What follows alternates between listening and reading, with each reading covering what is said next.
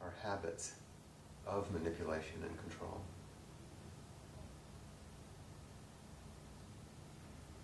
True silence, deep stillness, is allowing everything to be as it is.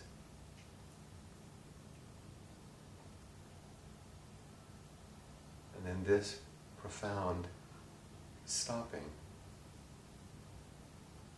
wisdom flows.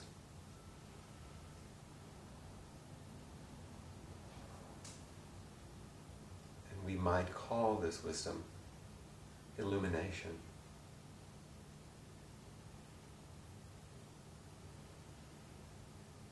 This is wisdom born of connection and a stillness understood as allowing everything to be exactly as it is.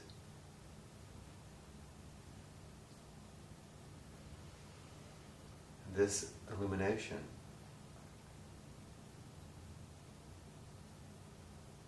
emerging in silence is the fruit of profound relationship, not some fierce pushing away or denial of anything.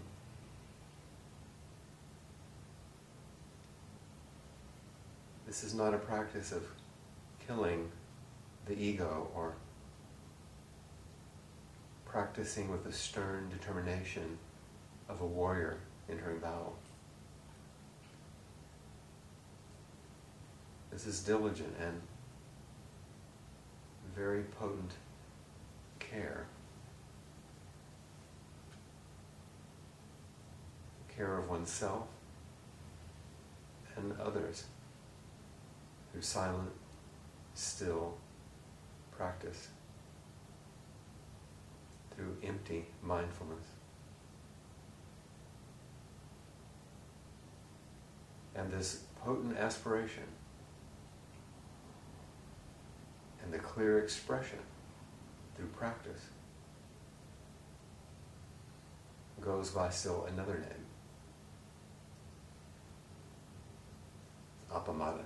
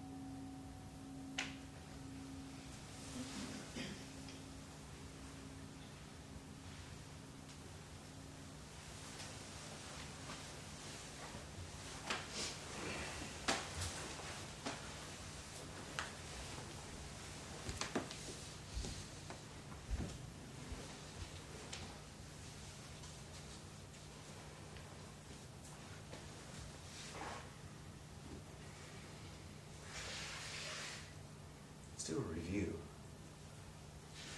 As we have these breaks between each of these big steps. Especially since we're about to leap over the Himalayas. From India into China. The first Rupesh will leap over the as he does from rock to rock.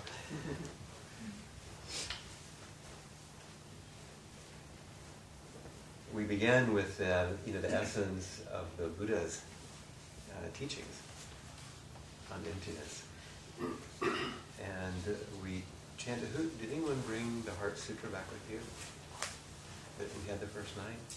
I handed out a copy. No. Oh well.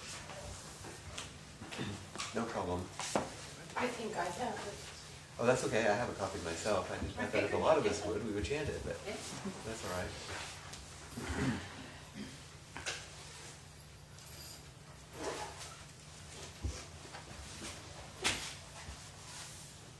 I don't know, do you ever do this? The other day I was trying to remember if I could recall the entire thing in Japanese. It's been so long. Fun. Yeah. Uh-huh. Yeah, I'll be walking across campus.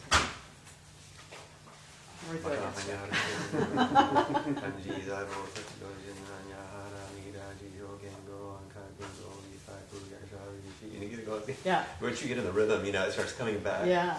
It's kind of fun. So if you remember in the Heart Sutra, it's the one time that Avalokiteshvara, the Bodhisattva of compassion, is speaking about wisdom. It's the one place in all of the sutras. And here is the heart of the great perfect wisdom sutra being expounded by the Bodhisattva of compassion. I think it's kind of a perfect symmetry in a way. And speaking to Shariputra, who's the Buddha's primary disciple, and Shariputra is acting like he doesn't know what's going on, as if he weren't the senior disciple, so he could ask a question, so Avalokiteshvara could hold forth. And it starts, Avalokiteshvara Bodhisattva, when deeply practicing prajnaparamita, deeply practicing wisdom, this practice of sadhana, clearly saw that all 5 skandhas, all 5 aggregates, are empty. So that word, the translated word, comes up really soon. That all the heaps, the aggregates, the skandhas that make up what looks like solid stuff in life are all empty. So right off the bat in the Wisdom Sutras, there's this question, what's that? Empty? Empty of what? All 5 aggregates are empty and thus relieved all suffering. So wow, the realization of emptiness relieves suffering. That's a pretty big claim. You could sell that. TV or something.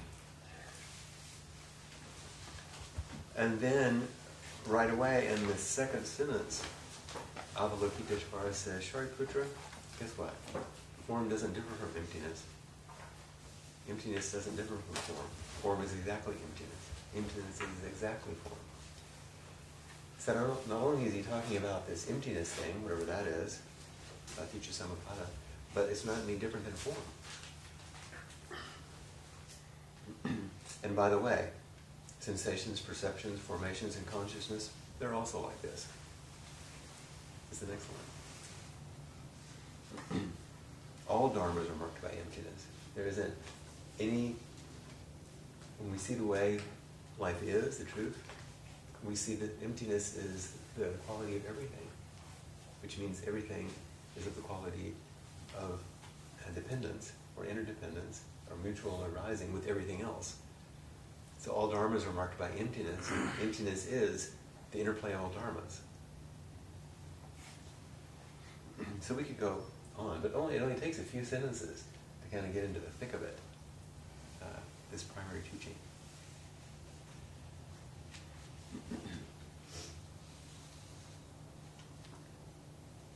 An old Tibetan teacher, Tsongkhapa, said, unborn emptiness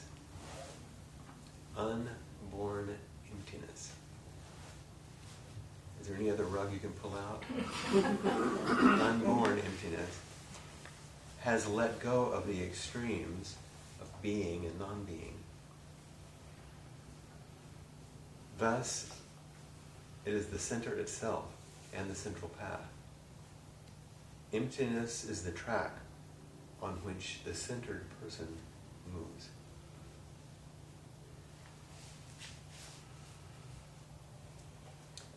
There's an obscure connection there that I don't know if it actually is a real connection, but I make a connection because there's a chapter in Zen Mind, Beginner's Mind, where Suzuki Roshi talks about being on the railroad tracks. He said our practice is like on the railroad tracks. The railroad track is exactly the same. You know, if the rails changed, it would be disastrous. They need to stay the same. When you're on the track, you don't have to look at the track. You don't watch the scenery. The tracks take care of themselves. Our practice, if we focus on our practice will take care of itself. Well, you watch the scenery as it goes by. Let it keep going. This is the emptiness is the track on which the centered person moves. So, one more contemporary quote about Aticca Samappada, our first class, our review, from Stephen Batchelor. By regarding things as absolutely separate, so we're going to regard a thing as absolutely separate and is either desirable or fearful. It can be desirable or fearful in themselves. We set ourselves the task of possessing something we can never have, or of eradicating something that never was there in the first place. Bless you. Noticing how things emerge from and fade back into the unbroken flow of conditions, this begins to free us a little. That's kind of a lovely expression of this tension. In our second class, we began to make emptiness crystal clear by Nagarjuna, right? And I drew on some contemporary poets to help us. Remember? A poet, actually. Wisława Szymborska. And the entire thing could be at least set up nicely by that very first quotation in your handouts. It came right in the front piece of the book by Stephen Batchelor when he said, Nagarjuna discovered how to tolerate the terrifying and fascinating emptiness that quivers beneath the threshold of common sense. That one sentence is great, isn't it? Nagarjuna discovered how to tolerate. He didn't say he discovered how to describe, understand, conceive of, finally get, how to tolerate the terrifying and fascinating emptiness that quivers. There's something vital about that, you know, and vulnerable and alive. It quivers beneath the threshold of common sense, ordinary ways we think. And then, of course, in the verses from the center, we hear those unusual ways in which Nagarjuna speaks about this.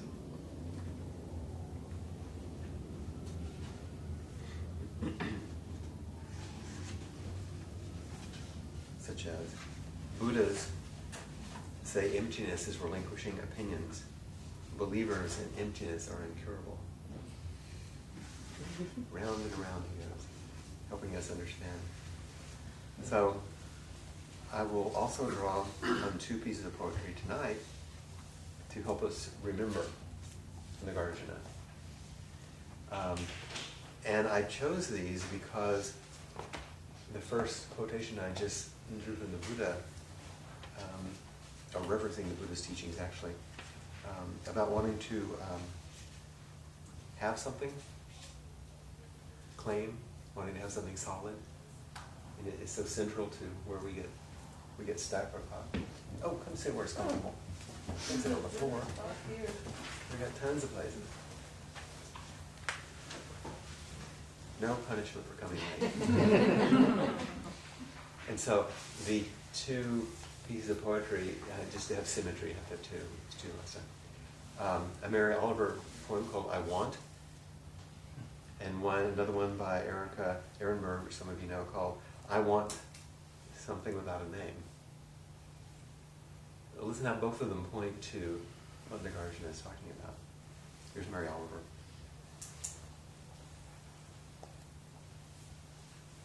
I want to be in partnership with the universe. Like the tiger lily, poking up its gorgeous head among the so-called useless weeds in the uncultivated fields that still abide. But it's okay if, after all, I'm not a lily, but only grass in the clutch of curly grass waving in the wind, staring sunward. One of those sweet, abrasive blades. This would be a nice one to see and to stay with. So, let's hear it again from a different voice. I want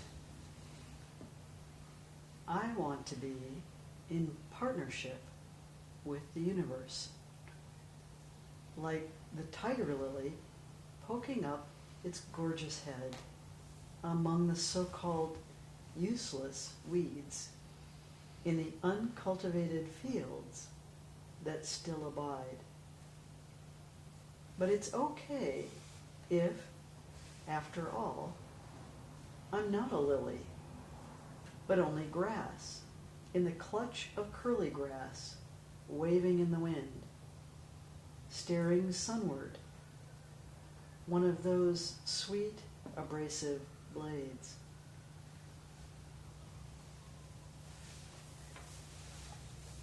Of course, this is one of those we could spend time with, but that desire to be in partnership with the universe is, in a way, it's like Mary Oliver's way-seeking mind talk.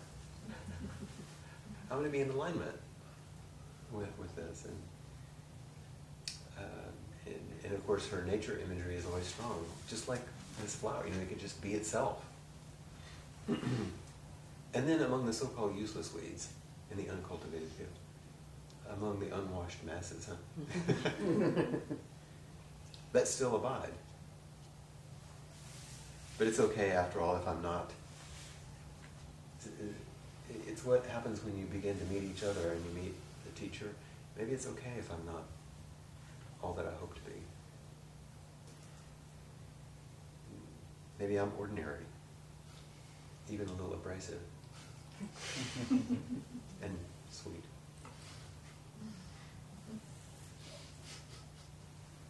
But you see, I hear this inmost request to be aligned with nature.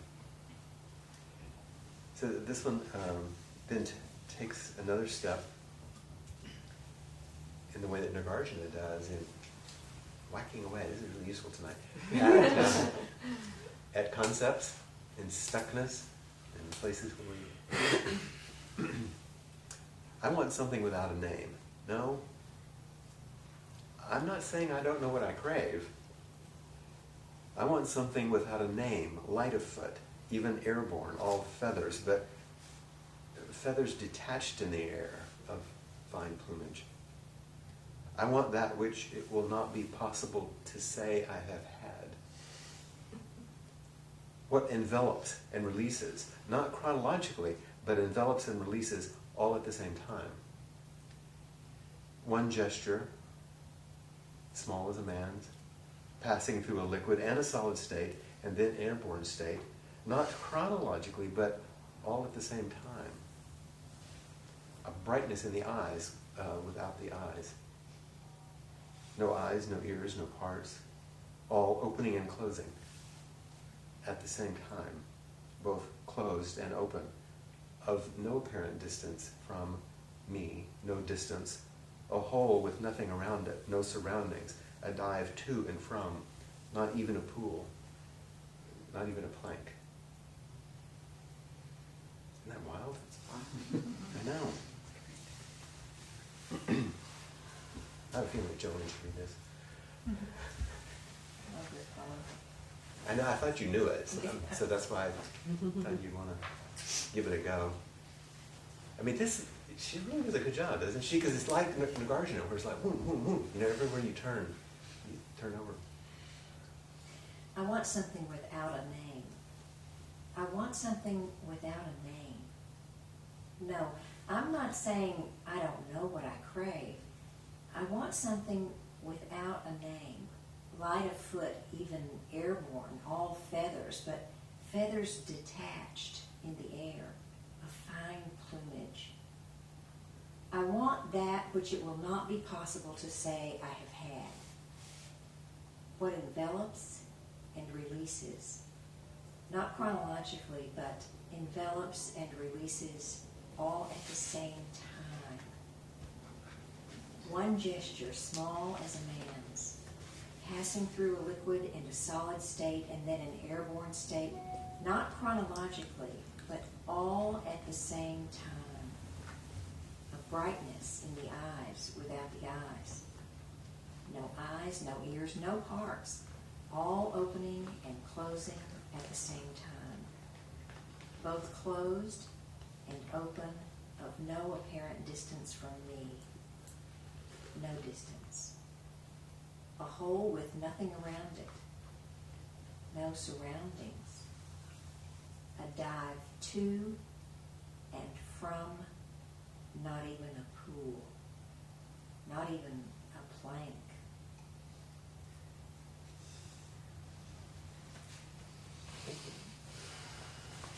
So I will post these, in the, like I say, you can get these two poems. I thought they made a fine pair. And reading these older pieces and the newer pieces and the things we've studied thus far, does it get you back in the mood of emptiness? Okay.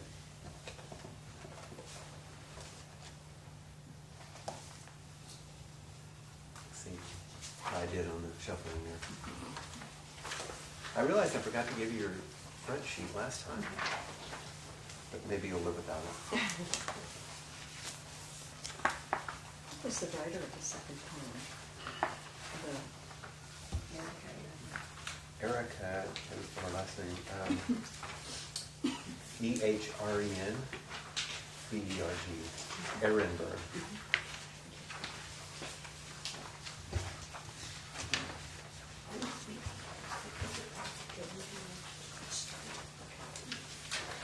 So tonight we're continuing the ways in which these teachings on emptiness have moved in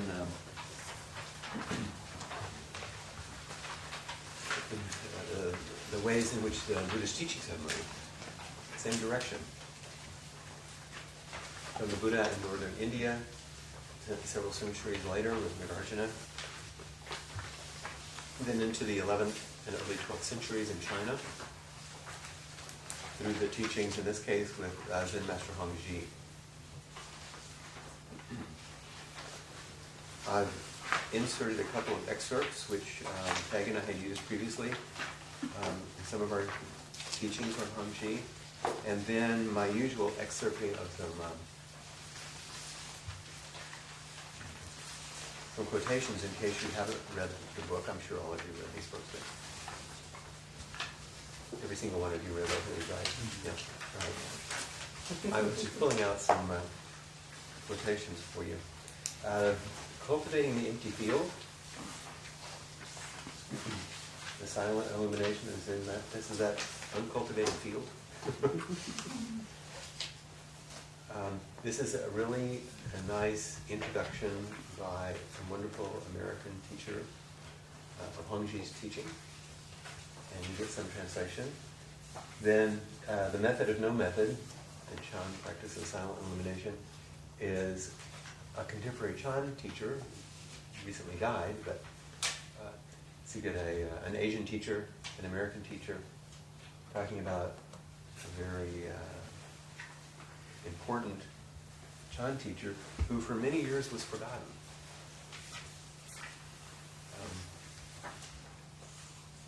He was born in 1091, died in 1157. So he died 3 years before Dogen was born in Japan. And that's where we're going to go next. We're going to go all the way into Japan in our final class.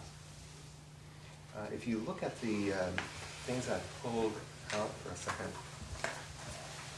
let's get a context from Cultivating the Empty Field.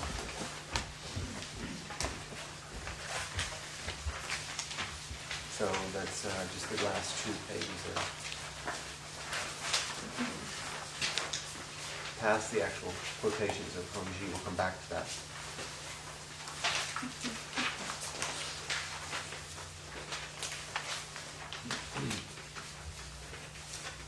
So there's just a few points I'd like to make to help us understand the context of his writing.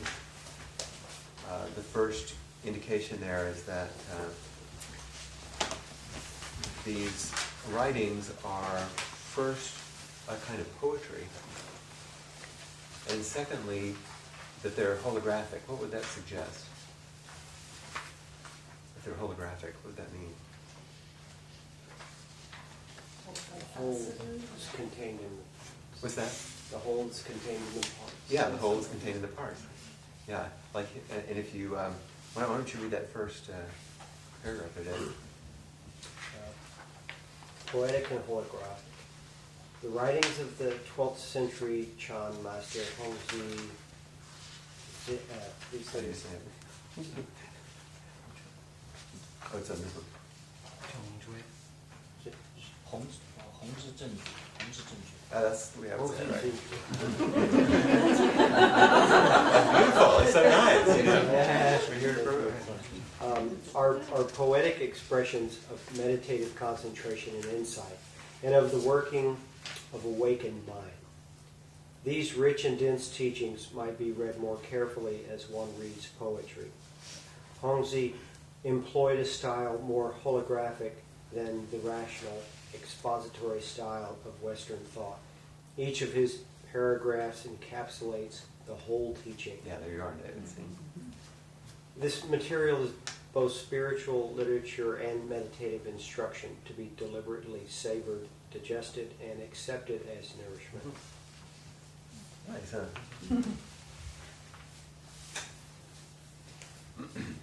So they're poetic expressions of meditative concentration and insight. They're poetic expressions of the awakened mind. So rather than a kind of a teaching like the Buddha was trying to help you understand what mutual causality was about, or Nagarjuna, who also wrote in a poetic style, expressing emptiness in a way that was pulling the rug out from everything. Hongzhi begins to bring this right into practice in an intimate, kind of beautiful way. And you hear a different kind of mind, a different kind of cultural context. And I really like this because of the holographic, that he doesn't hold back. He gives you the whole thing every time. And keeps doing it. If Nagarjuna took it away at every moment, Hongzhi offers it back in every moment. You know, it's kind of interesting. And he does it through, of course, profound practice, which is the next segment. And by the way, if you have questions or comments, just speak up. But who would like to read that next segment on profound practice? I'll read it. Profound practice. These practice instructions are guides to consciousness at the unified, illuminating source of creation, and also to appropriate responsive interaction in the midst of the human world of desire and confusion. Hongzhi was the first master fully to articulate silent illumination, a form of non-dual, objectless meditation in which the essence of Buddhist truth is experienced. Hongzhi's teachings are of paramount importance in the history of the development of Chan Zen, meditation practice, particularly as a primary precursor of the famed Japanese pioneer Dogen. Yeah. So Dogen's going to stand on Hongzhi's shoulders, you know. And cites him. Yeah, and take exactly some of his things. So these practice instructions are guides about consciousness. I think it should be as the unified, illuminating source of creation, and also to appropriate responsive interactions in the midst of the human world, desire and confusion. So he's saying these practice instructions are guides, both of the source and expression in everyday life. He's not so out there that you're not getting, the everydayness. But as you'll read when we do it, it is sort of out there. But he's talking about both the source and the way they find themselves expressed in the world of human desire and confusion. I want. And he was the first person to really articulate this way of practice, this non-dual objectless meditation. And in Japanese Zen, from which our practice is basically taken, Dogen's Zen, shikantaza, or just sitting, is this objectless meditation. And then there's the reference to its importance. So why don't you read the next one? Profound practice. These practice instructions are guides to consciousness. Let's see. I'm sorry. That's one just did, the overview of objectless meditation. Excuse me. So objectless meditation is what he was articulating. So here's the overview. The silent illumination that Zen Master Hongzhi expounds is both a form of sitting meditation practice and an orientation to spiritual way of life. His meditation instructions do not specify yogic postures or rituals, such as would have been familiar to his students in the procedures at the temples where he taught. Instead, his writings display the many facets of the universally available experience of non-dual, objectless meditation and the endless refinements and attunements involved in living out this awareness. Silent illumination involves withdrawal from exclusive focus on a particular sensory or mental object to allow intent apprehension of all phenomena as a unified totality. So these meditation instructions aren't meditation instructions. It's not do this, do it this way, in terms of a kind of a yogic thing so that you achieve an object or some kind of goal. But his students at that time would have expected that. Tell me what to do, how to do it, and I'll do it. And just like they would say, we're going to practice qigong or whatever they're doing, and they would know how to do it, and you get a result. This is very different. And it says in the middle, instead his writings display the many facets of the universally available experience. Universally available experience. Universally available experience of non-dual, objectless meditation. Did you know that non-dual, objectless meditation is universally available to you? It is. No, I don't. All right. That's right. It's right there for your taking. It's already done. All we have to do is sit down and sit upright in zazen, and there it is. But then, of course, there are the endless refinements and attunements involved in living out the awareness of simple sitting. But that makes sense, doesn't it? It's both simple and infinite in its expression and its practice. And it involves withdrawal from a focus on objects and open to unified totality. Is that getting into? Since these teachings would have had to have passed over the Himalayas, we're going to have a little tribute here to the Tibetans, through which these teachings no doubt past. Does someone want to read this resonance from a Tibetan Dzogchen text? You can be the Tibetan guy? Sure. Okay, great. Okay. So this is just listen to this as a meditation instruction, and notice how it resonates with what we will talk about in Zen. But I think there might be a typo in the first line. Oh yeah. Okay. Not meditation. I think there's a I missing tried to dot. find all these, but this is terrible. This is jet lag. Very notes in jet lag. It just conveys the reverse of what's in It's a crucial word. Not. But it didn't show up on the spell correct because it wasn't there. Mutual. One should realize that one does not meditate in order to go deeply into oneself and withdraw from the world. There should be no feeling of striving to reach some exalted or higher state, since this simply produces something conditioned and artificial that will act as an obstruction to the free flow of the mind. The everyday practice is simply to develop as complete awareness and openness to all situations and emotions and to all people, experiencing everything totally without mental reservations and blockages, so that one never withdraws or centralizes onto oneself. When performing the meditation practice, one should develop the feeling of opening oneself out completely to the whole universe with absolute simplicity and nakedness of mind. It's kind of nice, isn't it? Mm-hmm. Rather than do this and do that, this is the soft version of Nagarjuna that says, don't do, undo. Allow yourself to open out.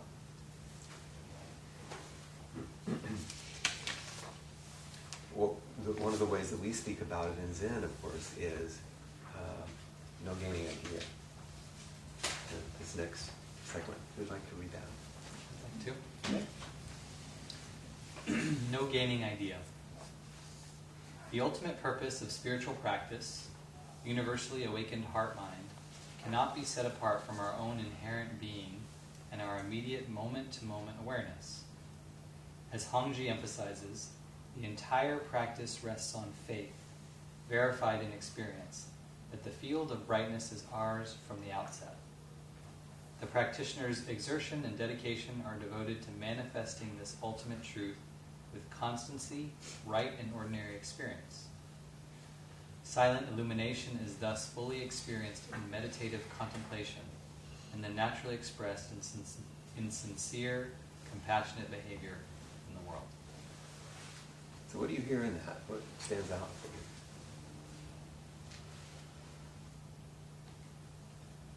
you? The entire practice rests on faith. On what? Faith. On faith? Faith in what? In this inherent luminosity and clarity. And how do you find that?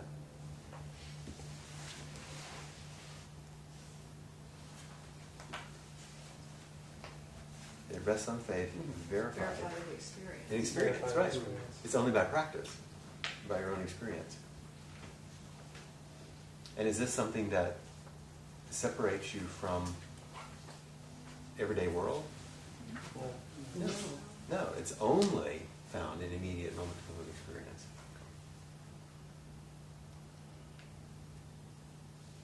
And fully realized naturally expresses itself as what? Sincere, compassionate behavior. Yeah, compassionate behavior. These things can sound kind of like nice sentences, but if you begin thinking about them like this, you think, oh, okay, this is what he's speaking about. In other words, it opens us to our true nature, which is always and already present, which is that. That's the next little paragraph. Who would like to read about Buddha nature? Okay? Hongzhi's vast luminous Buddha field is the field of Buddha nature, our inalienable endowment of wisdom. Hongzhi tells us that this bright, empty field, is it field or field? Field. Filled. Field. Sorry, that's me again. Hongzhi tells us that this bright empty field, which lies immanent in us all, can in no way be cultivated or artificially enhanced. We must only recognize it and not allow our busy, mischievous thinking and conditioning to interfere with our own radiant clarity. What? You scoff. You know what? Isn't the book called Cultivating the Empty Field?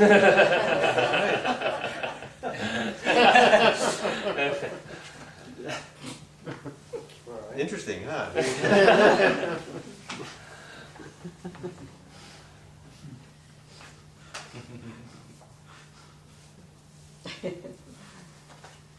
This is one of the paradoxes we live with, isn't it? It's cultivated here, it's not cultivated there. We can recognize it. I like to don't allow our busy, mischievous thinking and conditioning to interfere with our radiant clarity. So we wouldn't want to interfere with your radiant clarity, would we? You aren't familiar with your radiant clarity. But I was just thinking, I think that maybe he didn't name it the empty field. Maybe Dan Layton did. Like, did Hongzhi call it the empty field, or was it We'll just? see in a little bit. Oh, okay. Yeah, good question. Because maybe cultivating was Dan Layton's words. The title. Actually, I will tell you that the exact same thing shows up in Hongzhi. Some places it's inherent, some places you work hard. Because this is through Dogen you see the same thing in Suzuki Roshi. It's Suzuki Roshi's comment of, you're perfect just like you are, and you could use a little improvement. That he would say to his student is this two sides.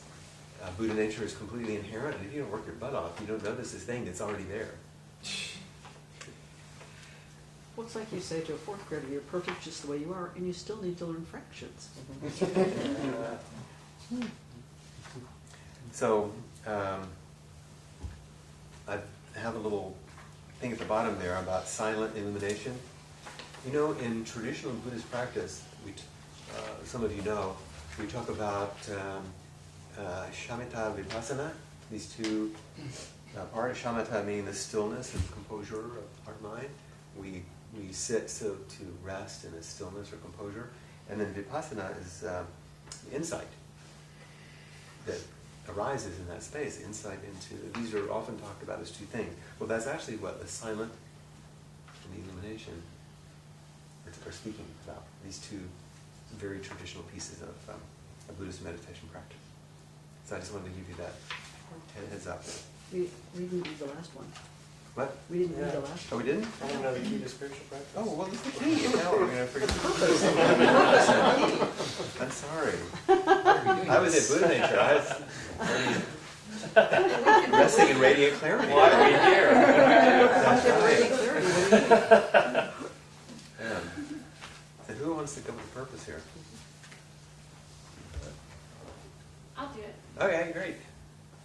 The ultimate purpose of spiritual practice is to realize both wisdom's illuminating insight and its appropriate functioning in the ordinary world of beings, bodhisattvic responsiveness and responsibility. For Hongzhi, the whole purpose of practice is to graciously share yourself with the 100 grass tips, i.e. myriad beings, in the busy marketplace. Hongzhi frequently exhorts his listeners to study and embody the teachings more thoroughly and penetratingly, and to persist in going beyond their realization. Again and again, he urges us to actualize the state of total awareness. Actualize. That's an interesting, isn't it? So he's saying, he exhorts his listeners to study and embody. I mean, there is something to do in order to actualize what's always and already present. So what's the purpose of spiritual practice? To realize both wisdom's illuminating insight and its appropriate function in the ordinary world of beings. So to realize insight, have a realization of the illumination that insight provides, and how to offer it in the world. So there's realization and expression. There's always this apprehension and receptivity and understanding, and then a capacity to convey it. These two sides. And I like it that what is the appropriate functioning? Bodhisattvic, responsiveness and responsibility. Mm-hmm. Bodhisattvic is a funny word, isn't it? Mm-hmm. I love that. Responsiveness and responsibility. Once again, we're talking about these two sides. To graciously share yourself with 100 grass tips. It doesn't mean you share all of your weed in the busy marketplace. It isn't about selling drugs. But he does exhort his listeners to study and embody the teachings more thoroughly, more penetratingly, and to persist. See, there's still effort here in this non-effort, the practice of the method of no method. Okay, well, let's hear Hongzhi himself then. Maybe this would be a good time to... Okay. And once again, this isn't something to...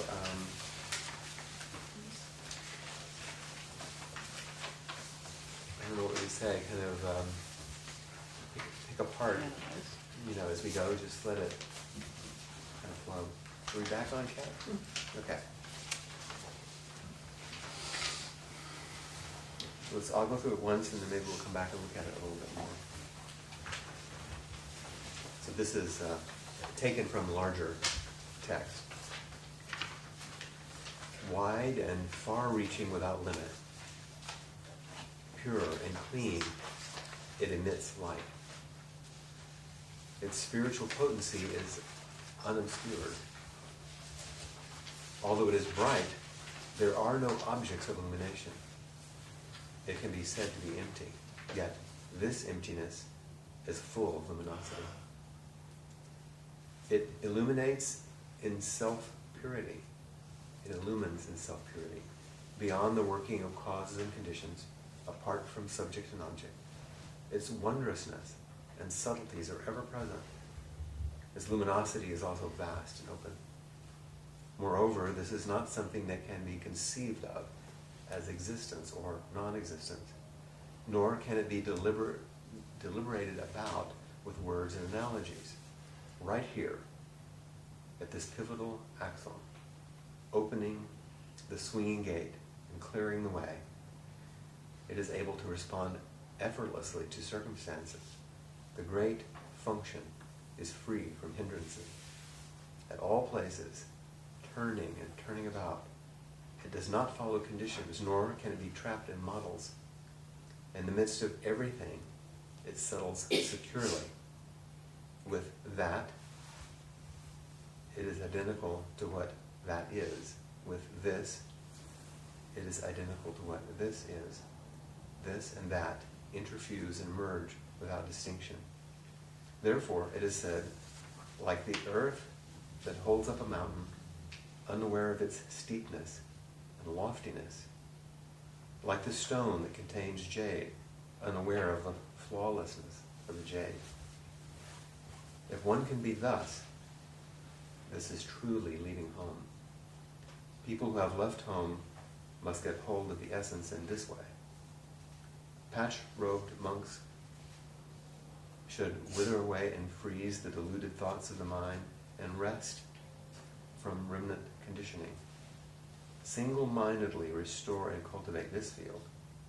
Directly cut down all the overgrown grass throughout the boundary of the four directions. Do not allow a single speck of dust to defile this field.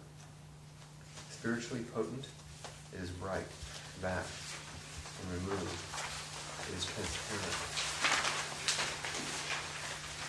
Thoroughly illumine that which comes before the principal essence, until you reach a state where the light becomes naked and pure, where not a single speck of dust can be attached to.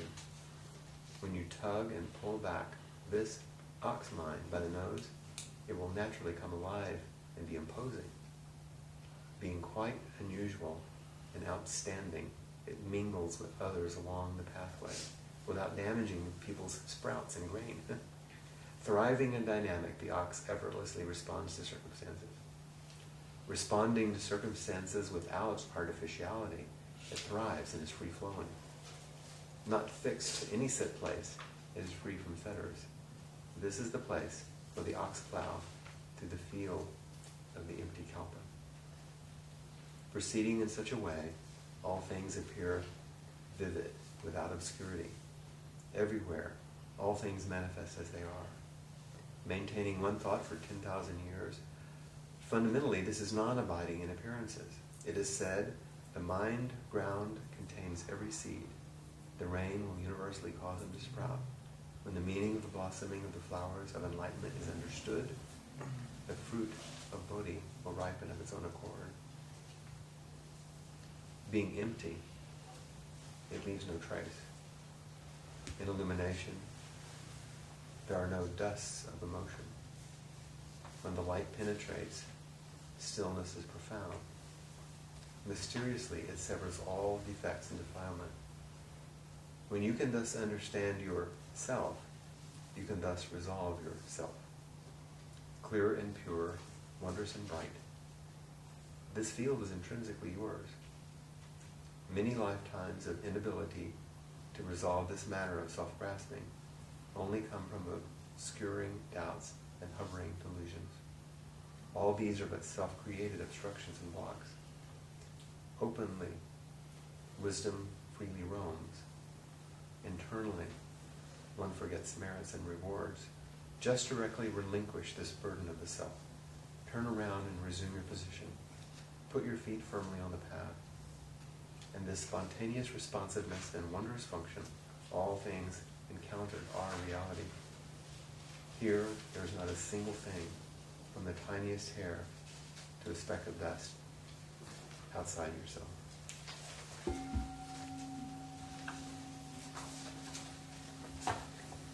So that's quite a lot. But by giving ourselves to it, to a longer piece a bit, you start to get into a flow. So do you hear how he's teaching in some ways the same kind of things that Nagarjuna was pointing to? But in a way that it's a very different kind of poetic feel to it.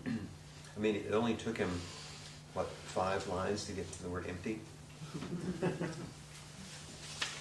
So he's actually pointing directly to the mind of freedom. Wide and far-reaching without limit, pure and clean, it emits light. Was it? This mind of silent illumination. Wide and far-reaching without limit. Vast is the robe of liberation. Pure and clean, it emits light. Its spiritual potency is unobscured. Although it is bright, there are no objects of illumination. Now that's a little Nagarjuna there. It can be said to be empty. Yet this emptiness is full of luminosity. I mean, you could stop right there and you get a feel for what he's talking about.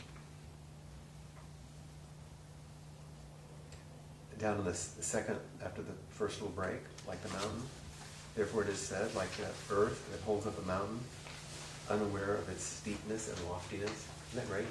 It holds up a mountain that's unaware of its mountainness. Like a stone that contains jade, unaware of the flawlessness. If one can be thus, like if you can be like that, then that's truly leaving home is referencing becoming a monk. That's what leaving home is referencing. Going to the monastery, becoming a monk. If you can be like that, then you're like one of those guys. And if you're going to be one of those people who leaves, then you need to get a hold of the essence in this way. I love that. You need to get a hold of yourself here.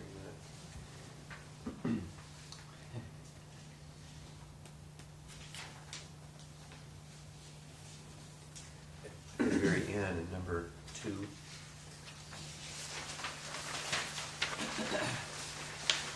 you see more clearly the teachings of emptiness in this last part as well.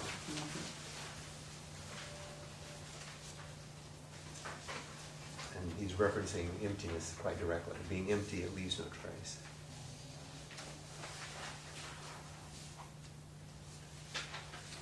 In illumination, there's no dust of emotion. What's that?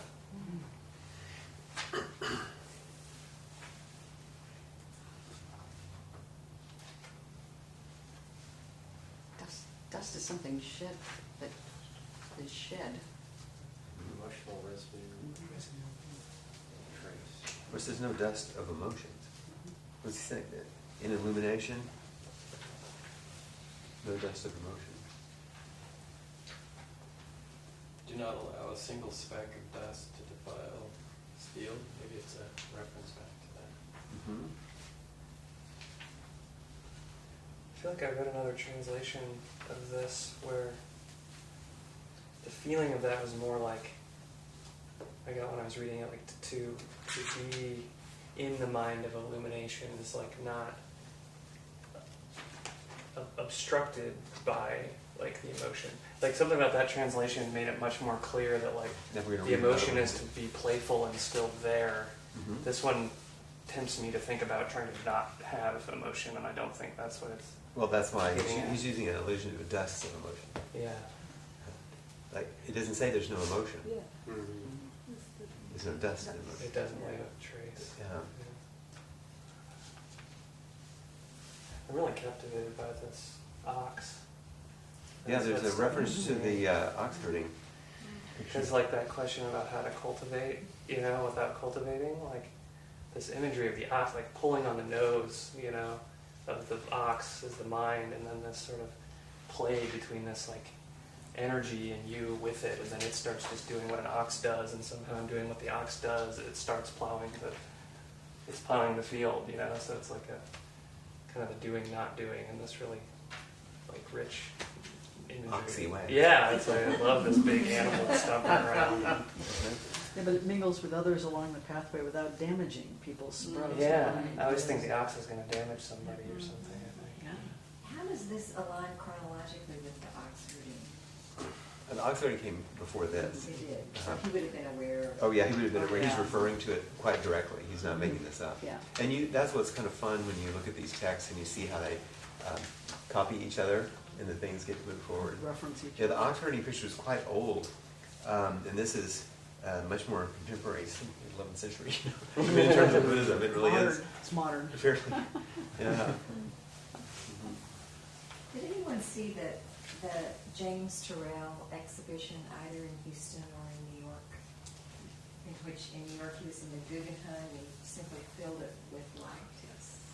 It's as though this could have been written Yes. about that exhibition. That's right, exactly.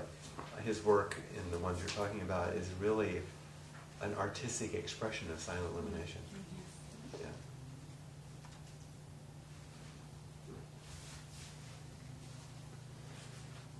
This is the kind, and once again, these are things that Peg and I pulled out for another thing, but they're the kind of thing you can read a little bit over and over, and it starts to have kind of a flavor, starts working on you. And there are beautiful examples in here. Is there anything else in here that caught your attention that you wanted to say anything about? Yes. Yes. Mysteriously it severs all defects and defilements. Where is that? I want to make sure. It's line 4.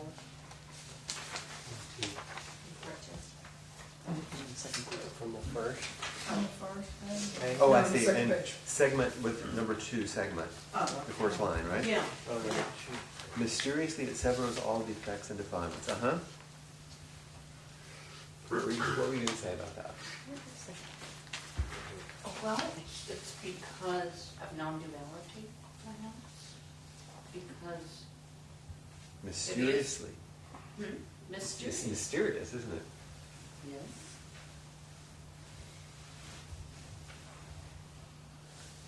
Is it because defects and defilement are in the eye of the beholder?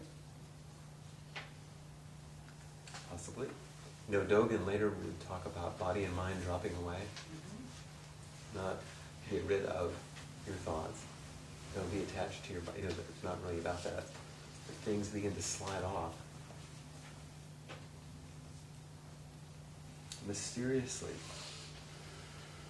Even the idea of defects and defilements, Nagarjuna would say, don't even exist, right? That they arise dependent on causing condition. They start to be irrelevant in the light of silent illumination. So he points them out so we can know Because you do that have they're irrelevant. because you do have to work with these things Yeah, that are only apparent. yeah. But unless you practice diligently, you won't know that.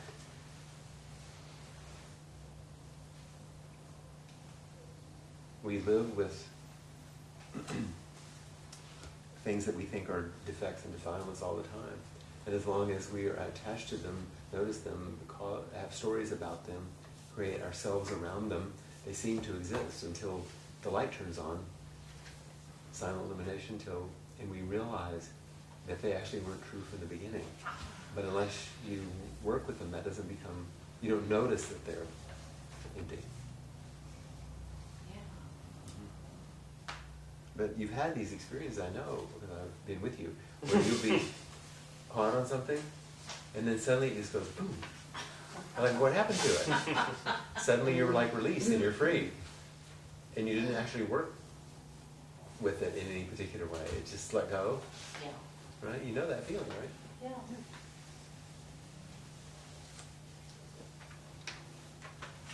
Let's read some other translations. If you look at the silent illumination practice instructions, remember these were poetic expressions of the illumined mind, but they're also practice instructions. And here you're going to, once again, you're going to get these two sides of you've got it already and you've got to like do all this work. It's going to show up. He wants to read the bright, boundless field. It's a really beautiful one. Yeah, great. Go ahead. This is a really nice one. I like it. The field of boundless emptiness is what exists from the very beginning. You must pacify, cure, grind down, or brush away all the tendencies you've fabricated into apparent habits. Then you can reside in the clear light of brightness. Utter emptiness has no image. Upright interdependence does not rely on anything. Just expand and illuminate the original truth, unconcerned by external conditions. Accordingly, we are told to realize that not a single thing exists. In this field, birth and death do not appear. The deep source, transparent down to the bottom, can radiantly shine and can respond unencumbered to each speck of dust without becoming its partner. The subtlety of seeing and hearing transcends mere colors and sounds. The whole affair functions without leaving traces and mirrors without obscurations. Very naturally, mind and dharmas emerge and harmonize. An ancient said that non-mind enacts and fulfills the way of non-mind. In acting and fulfilling the way of non-mind, you can finally rest. Proceeding, you are able to guide the assembly. With thoughts clear, sitting silently, wander into the center of the circle and wonder. This is how you must penetrate and study. If you don't remember any line of anything we've done tonight, memorize with thoughts clear, sitting silently, wander into the center of the circle and wonder. Isn't that fantastic? Wander into the center of the circle and wonder. That's a really great one for clearness committee, isn't it? It's the best practice instruction ever. I think so. This segment is just fantastic, and it's so beautiful. It's dense only in that once again it's holographic. Each sentence is the whole instruction in a lot of ways. I mean, the first sentence knocks you right out. The field of boundless emptiness is what exists from the very beginning. Once again, it's vast as the robe of liberation, a formless field of benefaction. The field of boundless emptiness is what exists from the very beginning. That's Buddha, that's Nagarjuna, that's Hongzhi. And then he does that crazy thing. Then you must pacify, cure, grind down, or brush it. Wait a minute. It exists from the beginning. Hmm. We've got apparent habits. Yeah. You Of- fabricated them into apparent You habits. fabricated it into an apparent habit. I have many apparent habits. Habits I got from my parents.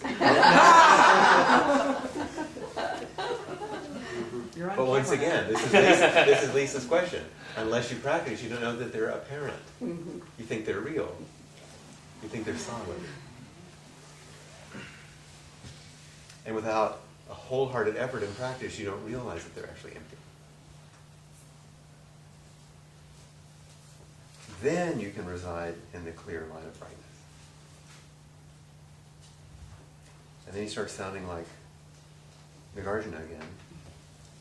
Utter emptiness has no image. Upright independence does not rely on anything.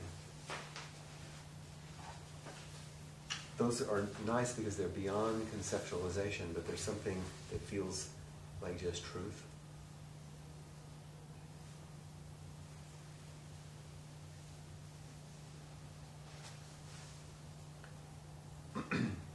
So imagine you're standing in the middle of a green hive in James Turrell, and you say, reside in the clear light of brightness. Utter emptiness has no image. Upright independence does not rely on anything. There you are, huh?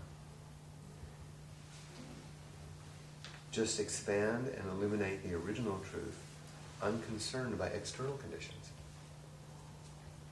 The original truth isn't bound by external conditions, which also means you can't mess with external conditions in order to generate a truth. It's original, unbound by conditions. Accordingly, we're told to realize that not a single thing exists. Well, if I can't create conditions by manipulating things, there aren't things that I'm creating or destroying. There's just mutual arising, just flow, just contingency. In this field, birth and death don't appear. And later on, I'll tell you this next sentence you're going to hear in Dogen. The deep source, transparent down to the bottom. Just wait till next month. I know you can't wait. You're going to hear Dogen ripping off Hongzhi right there in a beautiful way. The deep source, transparent down to the bottom, can radiantly shine and can respond unencumbered to each speck of dust without becoming its partner. I can just see in this vast space in a museum with a shaft of light coming and you see a little...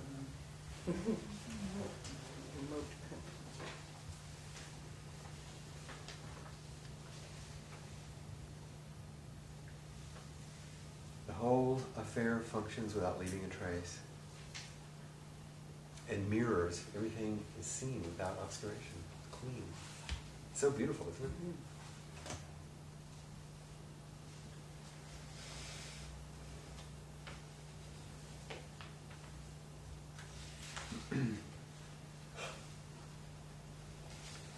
So this describes the bright, boundless field. The next one is the practice of true reality. And the last one is sort of a reflection of our practice. I know everybody's probably getting a little weary at this point. I want you to take these and read them, but let's just read the last one. We're going to, the practice of true reality, study that one between now and then. But to face everything, let go and attain stability.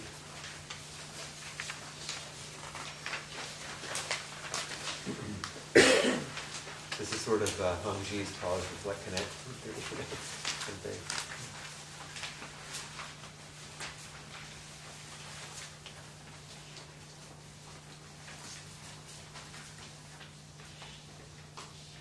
So you think Suzuki Roshi would talk about Zazen offering us a way to enter big, big mind. He said the mind is always on your side, big mind. So this is his first sentence. This big mind, vast, vast and far-reaching, without boundary. Vast and far-reaching, without boundary. secluded and pure, manifesting light, this spirit is without obstruction. Its brightness does not shine out, but can be called empty and inherently radiant. Its brightness, inherently purifying, transcends causal conditions beyond subject and object. Subtle, but preserved, illumined and vast, also that cannot be spoken of as being or non-being, or discussed with images or calculations. Right in here, the central point turns, the gateway opens. Right in here, the central point turns, the gateway opens. You accord and respond without laboring and accomplish without hindrance. Everywhere turn around freely, everywhere turn around freely.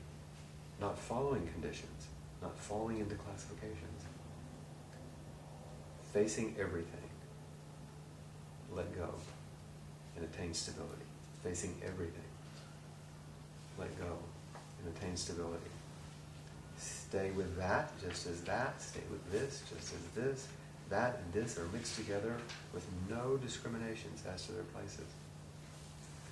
So it is said that the earth lifts up the mountain without knowing the mountain's stark steepness. The rock contains jade without knowing the jade's flawlessness. This is how truly to leave home, how home leaving must be enacted. This is what we read in the other So this is Dan Layton's translation. Yes, I wanted you to hear the other translation of that number 2 part. And just going back and forth between Cheng Yen's translation number 2 and Dan Layton's, once again, it's a kind of a poetic instruction that you can live with, and it has a great deal of beauty. And let it work on you instead of trying to classify it, understand it particularly. Let it keep opening to you as you read it. I will say that in Dan Layton's book, there are practice instructions and various verses that he's translated in here. It's not a large book, and the introduction is very useful. And this Hongzhi these are basically the talks from a retreat in which he's teaching. Some of it is very, very helpful. Some of it's a little bit harder, but it's really good. And if you're interested in this kind of thing, these are really beautiful little books to spend some time with.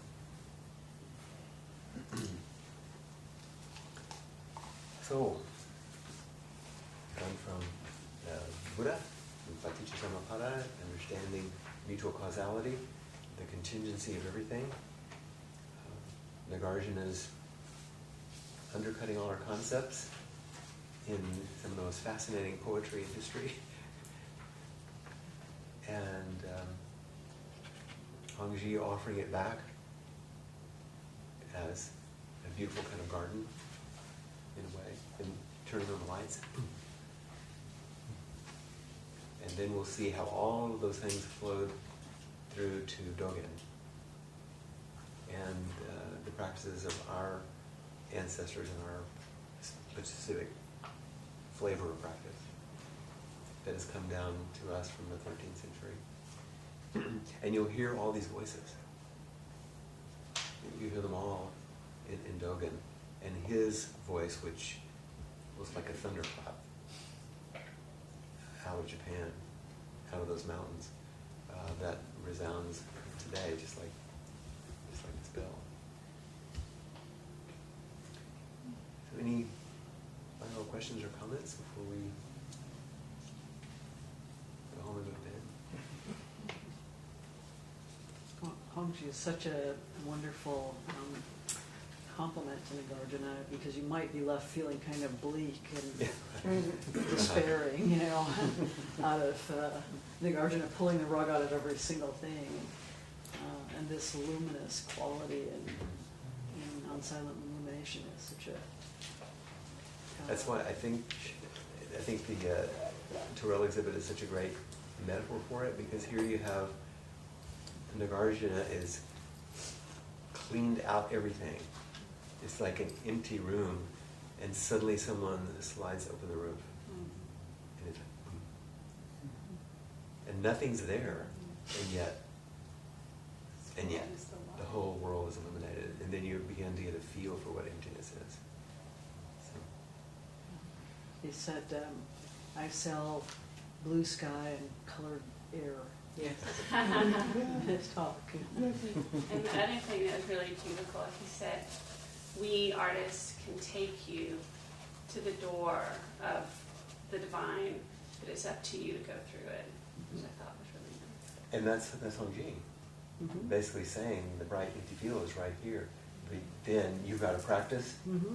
It's already there, and yet you have to practice hard in order to illuminate. That's exactly Hongzhi. Mm-hmm. Beautiful.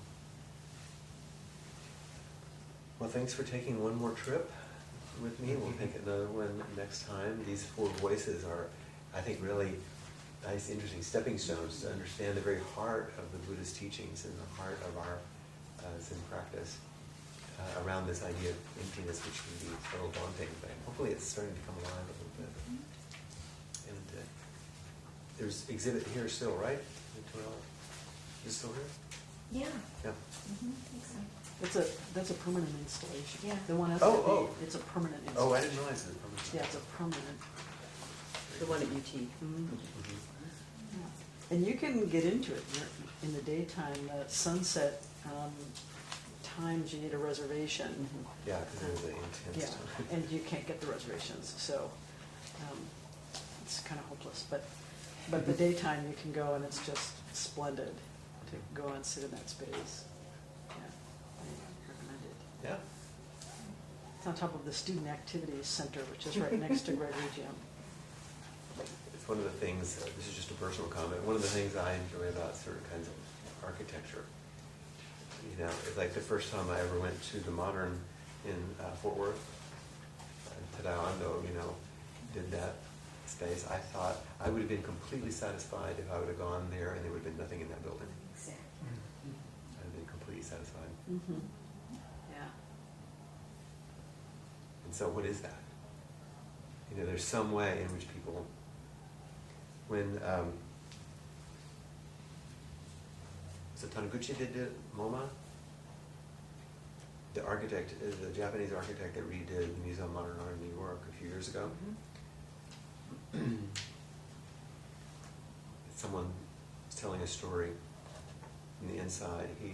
When he was making his pitch to the board, he said, "Give me $100 million and I'll build you a world-class museum. Give me $400 million and I'll make it disappear."